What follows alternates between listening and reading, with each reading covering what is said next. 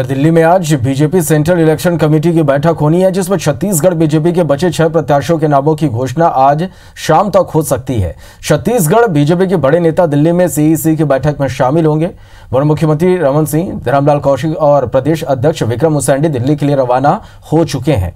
दिल्ली रवाना होने से पहले रमन सिंह ने लोकसभा चुनाव लड़ने पर कहा कि मेरे टिकट का फैसला पार्टी करेगी। वहीं मौजूदा सांसदों के टिकट कटने पर रमन सिंह ने कहा कि टिकट कटने पर नाराजगी स्वाभाविक है, लेकिन बीजेपी प्रदेश की सभी सीटें जीतेगी।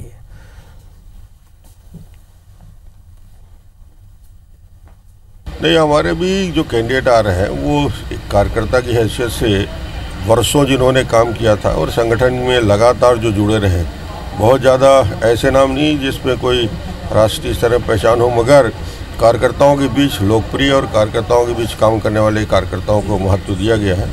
जब 10 के 10 लोकसभा में वर्तमान सांसदों को रिप्लेस किया गया है, तो निश्चित रूप से उनके बदले में भी जो आ रहे हैं वो एक बेहतर प्रत्याशी की हैसियत से आए। लोकसभा सीटों का आज पूरा चर्चा होने के बाद केंद्रीय चुनाव समिति के माध्यम से उसका फाइनलाइजेशन होने की पूरी संभावना है आज रात तक, क्या और वो बाकी तो सब हो चुकी है। आने के बाद बाकी बात आपसे विस्तृत रूप चर्चा करेंगे। नेताओं को मौका दे रही है प्रमोद दुबे को, उन्होंने नहीं, देखिए हम भी सभी विकल्पों पर हम चर्चा करेंगे और सभी जो बेस्ट कैंडिडेट है उतारने का हमारा प्रयास है। बिल्कुल दिखाई दे रहे हैं, नहीं वो सबसे बात चर्चा चल रही है, सब मान जाएंगे, सबसे चर्चा हो रही है, पूरी सब ठीक ठाक होगा और हमारा लक्ष्य है कि हम 11 से 11 जीते, इसके लिए हमारा पूरा तैयारी चल रही है।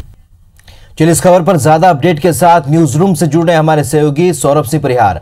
सौरभ, जिस तरीके से कांग्रेस की 4 नामों की घोषणा हो चुकी है, आज सीईसी की बैठक, बीजेपी की सीईसी की बैठक है, तमाम घटनाक्रम देखने को ये लगता है कि राजनांदगांव से जिस तरीके से भोलाराम साहू को टिकट दी गई है, रमन सिंह का नाम वहां तेजी से आगे चल रहा है, अभिषेक सिंह वहां पर फिलहाल सांसद हैं। इसी के अलावा रायपुर की बात करें, वहां पर प्रमोद दुबे को यहां टिकट दिया गया है, यहां पर बृजमोहन अग्रवाल का नाम आगे चल रहा है बीजेपी से। तो क्या कुछ आज तय हो सकता है सीईसी की इस बैठक में?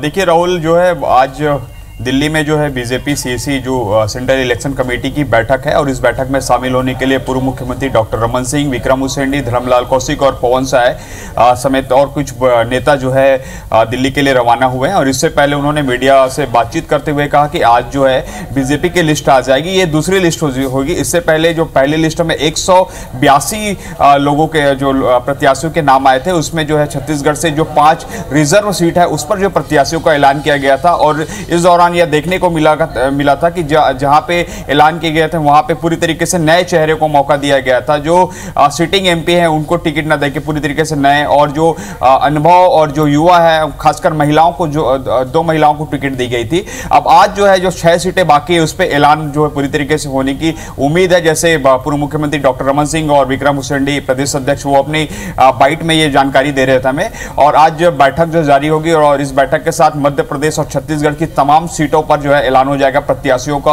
और सबसे खास बात यही देखनी होगी कि जिस तरीके से कांग्रेस ने कल जो है देर रात जो 5 लिस्ट जो जारी किए हैं उसमें पूरी तरीके से युवा चेहरे को जो है मौका दिया गया है। तो ऐसे में क्या भाजपा किस तरीके से अपने नेता उतारी, जैसे पहले ही कह चुके भाजपा के तमाम जो शीर्ष नेतृत्व की जो वर्तमान जो सांसद है उनको टिकट नहीं दी जाएगी। तो अब देखने वाली बात होगी कि बीजेपी जो है किस तरीके से जो है एक बैलेंस करके जो है इन सीटों पर जो है अपना उम्मीदवारों का ऐलान कर रही है। इससे पहले अगर बात करें तो राजनांदगांव में कांग्रेस ने जो है भोलाराम साहू को अपना प्रत्याशी बनाया है। भोलाराम साहू जो है एक साहू समाज से आते हैं और पूरे राजनांदगांव अगर लोकसभा की बात करें तो लगभग 8 विधानसभा आती है, उसमें जो है 6 में बीजेपी अभी 6 में कांग्रेस अभी जीत दर्ज की है, वही 1 में जेसीसी है और 1 में बीजेपी है। और वो जो बीजेपी सीट जीती है उसमें के विधायक जो है डॉक्टर रमन सिंह है। अगर वही बात करें पूरी तरीके से कि क्या सिनेरियो होगा, किस तरीके से वहां जीत दर्ज कर सकती है कांग्रेस,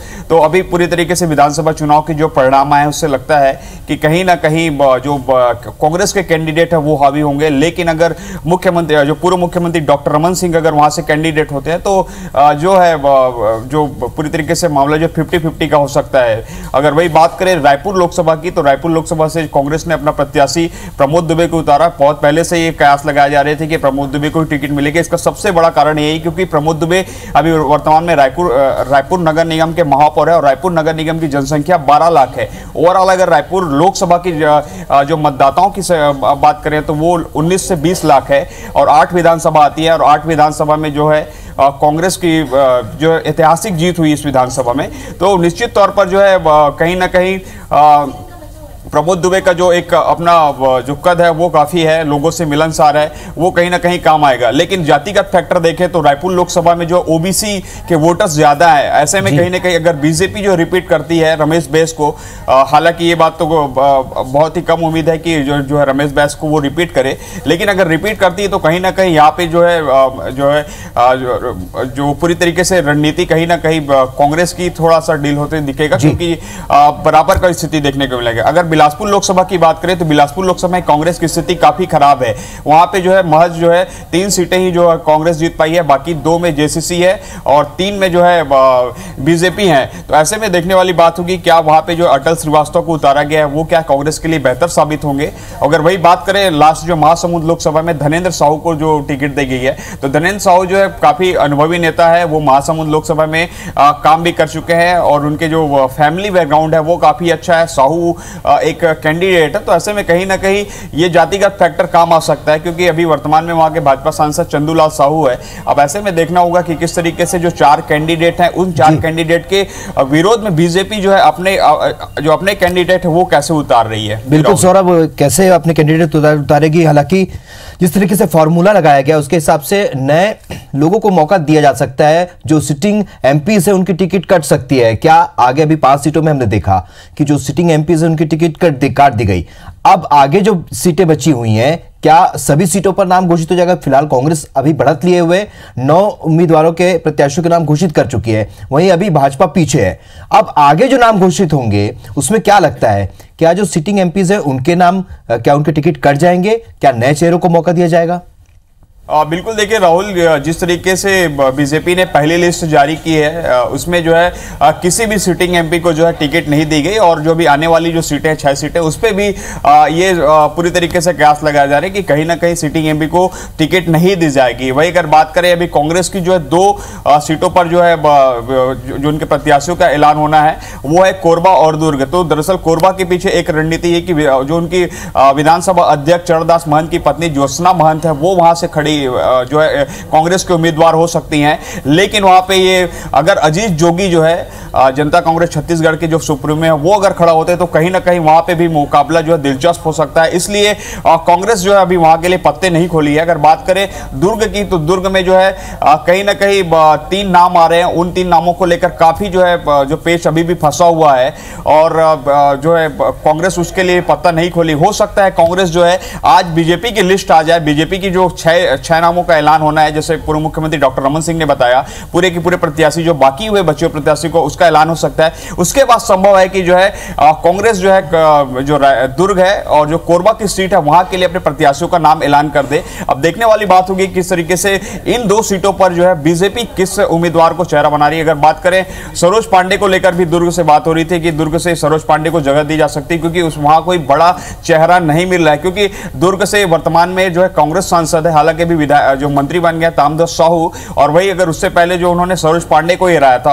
अब बड़े चेहरे की बात करें तो वहां पे कोई ऐसा बड़ा चेहरा नहीं मिल रहा है, क्योंकि जिस तरीके से क्राइटेरिया रखा है कि जो हारे हुए विधायक है, हारे हुए सांसद है, उनको टिकट नहीं दी जाएगी, नए युवाओं को जो है टिकट दी जा सकती है। तो ऐसे में भाजपा के लिए वहां पे एक बड़ा ये देखने को मिलेगा कि किस तरीके से वो अपने कैंडिडेट उतार रहे हैं। वही अगर कोरबा की बात करें तो कोरबा में भी जो है जो बंसीलाल महतो भी वर्तमान में सांसद हैं, उनकी टिकट भी कट सकती है। उसके लिए भी जो कई 1 दर्जन से ज्यादा लोगों जो बीजेपी के नेताओं ने दावेदारी की थी। अब देखने वाली बात होगी कि बीजेपी जो है कोरबा और दुर्ग में किस तरीके से कैंडिडेट उतार रही, क्योंकि कांग्रेस ने अभी तक अपने पत्ते नहीं खोले। कांग्रेस जो है 11 में से 9 सीटों का ऐलान कर चुकी है, लेकिन 2 में जो है अब भी वो जो है सस्पेंस बरकरार रखा है कि अगर वो जिस तरीके से बीजेपी जो सीटें देंगे उसके हिसाब से वो जो है कांग्रेस अपनी सीटें देंगी। तो देखने वाली बात, लेकिन ओवरऑल अगर पूरी तरीके से सीटों की बात करें कि जिस तरीके से पहले चरण में बीजेपी ने जो है कांग्रेस ने 5 जो आरक्षित सीटों पर उम्मीदवारों का नाम ऐलान किया,